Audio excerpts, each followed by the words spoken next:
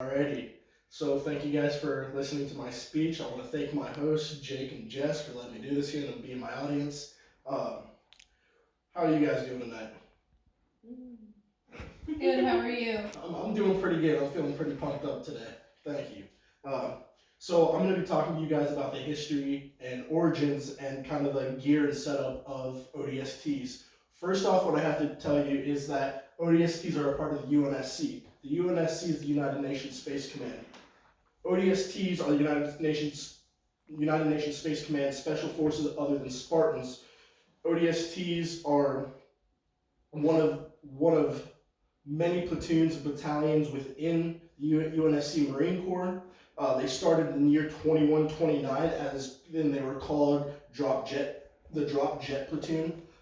They didn't get the name ODST till 2163 after major operations and a few wars. ODST is orbital drop shock trooper. So what they do is their operations is they drop behind the enemy lines. They are orbitally dropped from a UNSC Navy frigate through the atmosphere and drop behind enemy lines to conduct stealth operations, assassinations, and in certain times during the UNSC Covenant War, they would drop middle of a battlefield to provide reinforcements, observation posts, and etc.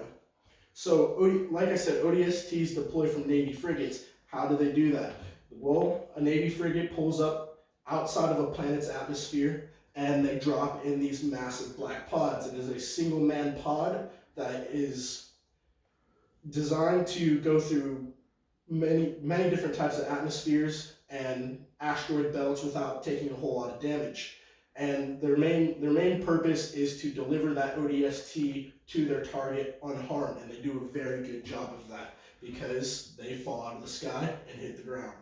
Alright, so since I've told you kind of a little bit of history about ODSTs and how they operate or deploy, I'm going to tell you a little bit about their gear. So ODSTs stand out from the rest of the Marine Corps by their black helmets. As you can see, I have an ODST helmet customized to my likings with blue teal markings and some kill markers and GBP. If you don't know what GBP means, it means Grunt Birthday Party. Nerds, I hope you get that. So the other thing about their pods, which goes into their gear, is that they come equipped with their weaponry. So they have a wide variety of weaponry that they use. ODSTs prefer the M7S suppressed caseless SMG, which can be used across many deployments and many battlefields. Their secondary weapon is the M6C suppressed caseless pistol.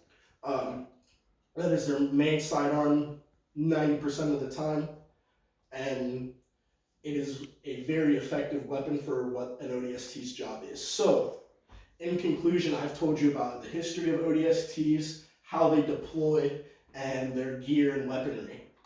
Thank you for listening. Do you guys have questions? Yes, I have just one for you, but how do the ODST differ from the Spartans? ODSTs differ from the Spartans because ODSTs do not have augmentations and their armor isn't specialized to them. It's standard issue lightweight armor that is meant for basic standard infantry. The only difference is their helmet and that they don't have surgeries and injections to make them better. Any other questions? So are they like our airborne troops? They are like airborne troops. They share the similarity of dropping from air assets and establishing FOBs or forward operating bases behind enemy lines, or to go in for assassination missions and stuff like that.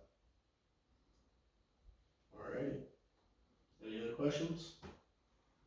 Alright, thank you for listening, guys. I appreciate it.